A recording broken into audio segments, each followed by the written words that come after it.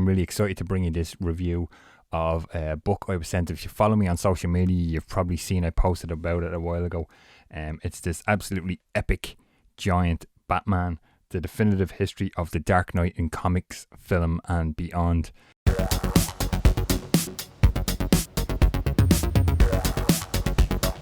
Absolutely massive 400-page book. So let me just kind of give you some info about this as I try to hold it up here. It's pretty heavy. Published by Insight Editions. So thanks to Insight Editions for sending this review copy over to me. It's written by Andrew Farago and Gina McIntyre. So let's just kind of like get into talking about this book. I'm going to put it down because it's pretty heavy. I'm going to stick in some shots of the book as well as I kind of talk about each different section here. So the book features a nice slipcover and has the various kind of Batman era bat symbols on the inside of the hardcover, which is really a really nice touch in there. I really like that. It was the first thing kind of, as you open the book and look through. There's a brief foreword by Michael Keaton in there, which is great because if you're around my age, Michael Keaton kind of is your Batman. As opposed to kind of these younger kids, it's probably Christian Bale for them. But Michael Keaton has the brief foreword in there. You got a preface by Dennis O'Neill and an introduction by Kevin Conroy as well, which is great in the book. The book kind of just starts right at the beginning, looking at how Batman came to be created by Bob Kane and Bill Finger, and features a fantastic reproduction of Batman's debut in Detective Comics number 27 from May 1939.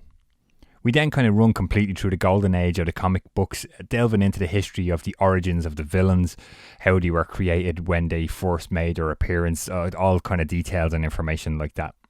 So as somebody who works as a cinema projectionist and has worked as a cinema projectionist for over a decade, this really kind of caught my attention early on in the book. In 1943, they filmed a 15-part theatrical serial which was made by Columbia Pictures, and in 1949 they made a sequel. They're both kind of covered here. They're basically like a 15-part series that ran in theatres or cinemas before kind of the main feature would show. I would assume on kind of kids' films and matinees and stuff like that. But that was really kind of Batman's first outing on the big screen. The comic books are covered in great detail, from the family-friendly Batman of the 40s to the new-look Batman of the 1960s. And of course, you can't mention Batman in the 60s without talking about the TV show that's also looked at here, with some great information on how the show came to be, about casting the show, the 1966 Batman the movie, all featured in its own chapter here as well. So after the kind of rise and fall of the TV show, a huge amount of work had to go back into the comic books to bring readers back in. A lot of people didn't like the show, the TV show at the time in the 60s. And all this kind of hard work was done in large part by Adams and O'Neill in what was known as the Adams and O'Neill era. All the cartoons, the TV cartoons, are discussed here during the 60s, 70s and 80s. And they get their own chapter again. Frank Miller's breakthrough, The Dark Knight Returns, and his kind of series of the Batman comic books features here, and the more kind of adult-orientated Batman versions of Batman, such as Son of the Demon, the graphic novel from the late 80s is talked about, Killing Joke, and A Death in the Family, sort of moving Batman into more darker territory. They're all discussed here. Batman 1999, the movie, of course, gets a fantastic chapter featuring some amazing behind-the-scenes photographs, storyboards, artwork, production designs. Literally everything you can think of is here kind of in this chapter.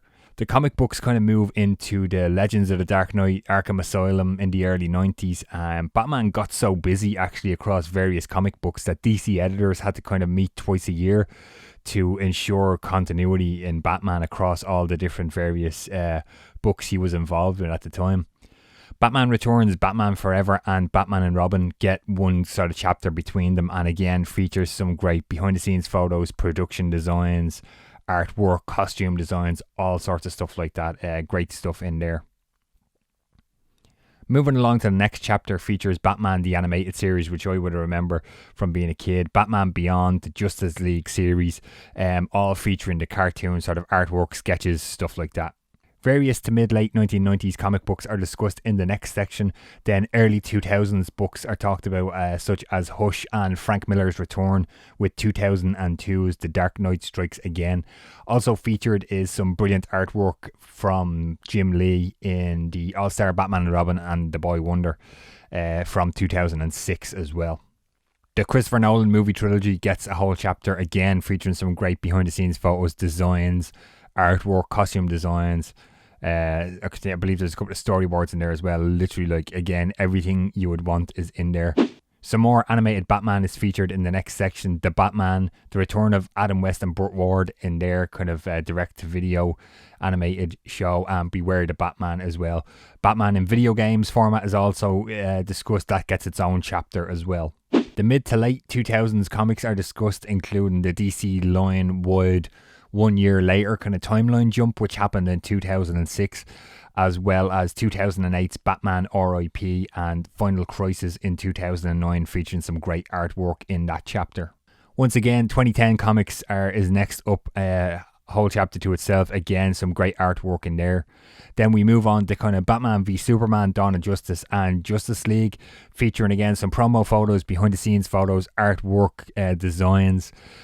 Also included in this chapter is the Lego Batman movie and the absolutely amazing Gotham TV series. There's all information about those in there.